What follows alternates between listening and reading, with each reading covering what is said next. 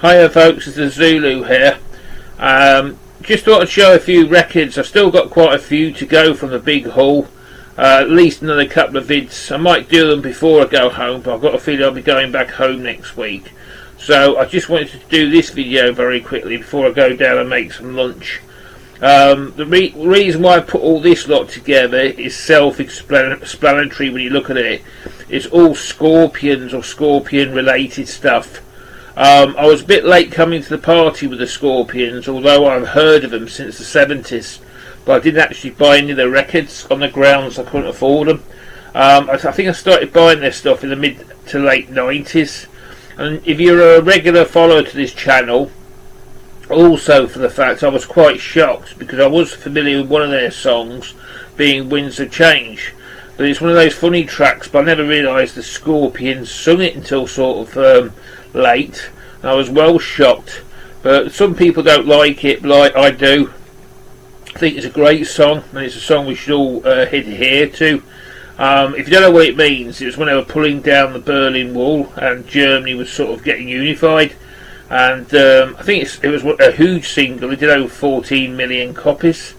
Normally when I do these videos as well, I show the vinyl last, but I thought I'd break the duck and show the vinyl first.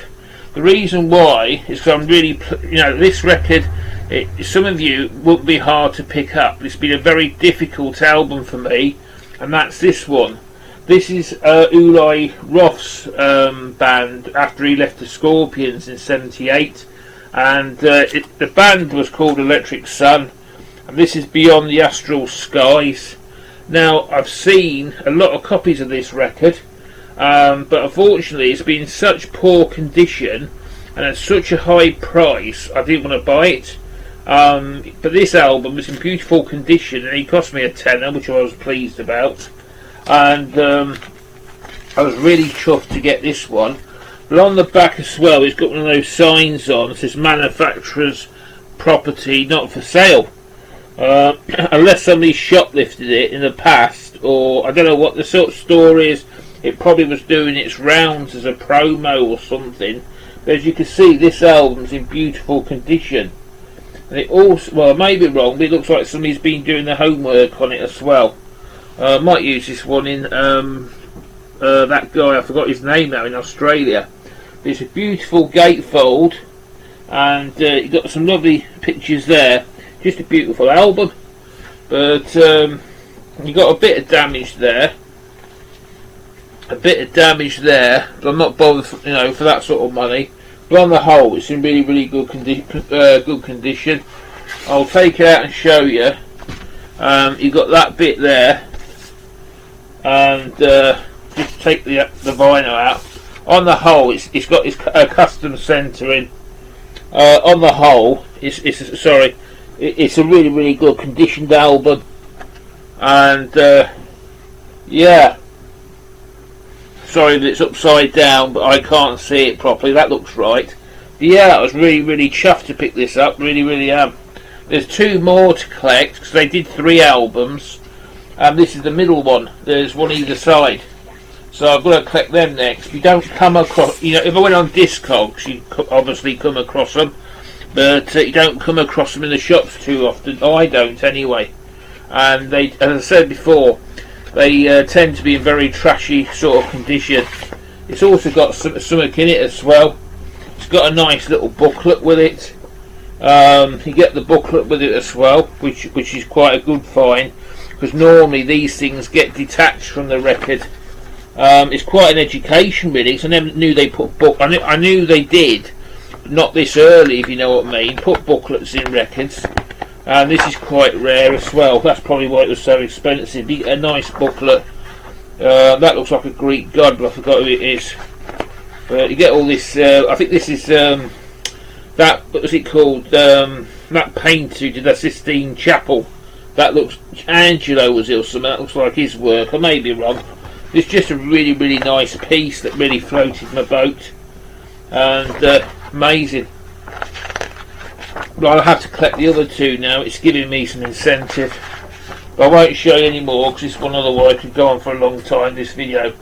What I decided to do due to respect to Greg the Egg, was get the acoustic stuff out the way quick, because Greg doesn't like acoustic. I don't mind it actually. I quite like it. You know, if it's done right and it's not sort of really trashy sort of cover versions, I quite enjoy it. The one I got was Schenker and Barden. This is can't see the date. I can't if it's an early one or a late. 2009. Barden was an English. Gary Barden was English, and he also sang with Praying Mantis. I don't know what the story was, but he got replaced from Michael Schenker group with Graham Bonnet.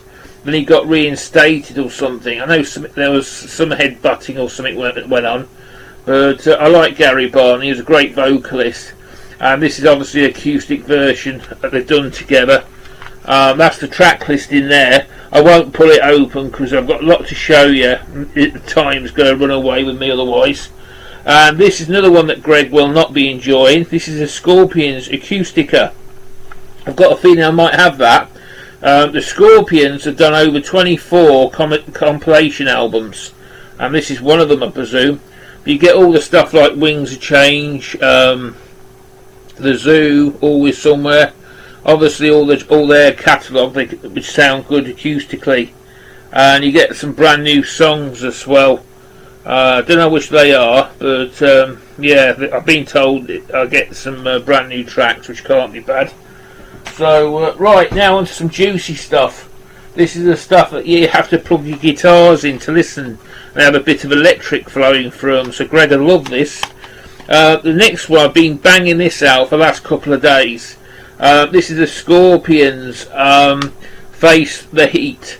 I love this track because again it's got all their big hits, but it's got a great intro with Alienation. I like that song, but it's just a great comp. All the normal stuff like Winds of Changes, Under the Same Sun. Hang on a minute, I've got it wrong. It hasn't got Winds of Change. It's got Under the Same Sun. That was a cracking song. All good stuff on here. And just typical Scorpions. You know, to me they never make a bad album, the old Scorpions don't. Now this one's a strange one to me. It's a Scorpions CD, but it's late. I'm not familiar at all with their late stuff. This is their 2000 record, Sting in the Tail. I've never heard it. Can you put some comments below if you have heard it and tell me what you think of it? This is yet to hear my ears. As I say, the later stuff I know nothing about. Now we go on to some Michael Schenker stuff. This is the Temple of Rock. Now this is an interesting album because it's got Pete Way on bass, formerly of UFO, because both Michael and Pete were in that band. But I found out an interesting fact about this record. I mean, it's got an intro with William Shatner, but when they came to tour the album, not much of it was featured in the tour. They just stuck to old UFO cover versions for some reason. I don't know why, but it's got a killer lineup playing it. It's got people like Schenker, Voss, Rarebell, Finley on keyboards, Pete Way on bass. Then it's got additional vocals by Robin McCauley, Doogie White. You've got Rudolph Schenker on doing the additional guitar work. I've spotted Neil Murray here and Chris Glenn, all phenomenal musicians. You've got additional drums, Carmine Apiece. You can't go wrong with that guy. But for some reason, when they toured this album, they didn't perform many songs off it.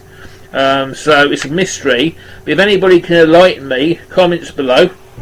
This is a funny one as well. Michael Schenker group. I haven't seen this one. That's why I bought it. It's Beware of Scorpions. Strange. And 2001 that came out. And again, I don't know much about this one, but for the fact I've never seen it before. But again, comments below please folks. I'll just open this one up quickly, and you get a nice little booklet action with it, and it's really nice, just usual stuff, nothing. Also I like about it as well, you can actually read it, which is great. So as you know, one of my pet peeves is I can't stand booklets you can't read. And my eyesight's failing now, I'm pretty sure of it. This one I've got a feeling I might have, but for £1 I picked it up. If I have got it, I will trade it or give it away to somebody. This is Michael Schenker's Templar Rock, Bridge the Cap. Again, some phenomenal musicians on it. And you've got vocals Don Dokken doing the last bonus track. So you can't go wrong with that. But I've got a feeling I might have that. I think Greg sent me it. But for £1, I'm not leaving it in the shop. And it'll be a great thing just to give away to somebody. But I'm sure Greg the Egg sent me this in one of his boxes. I may be wrong. And as I say, I'll just pass it on.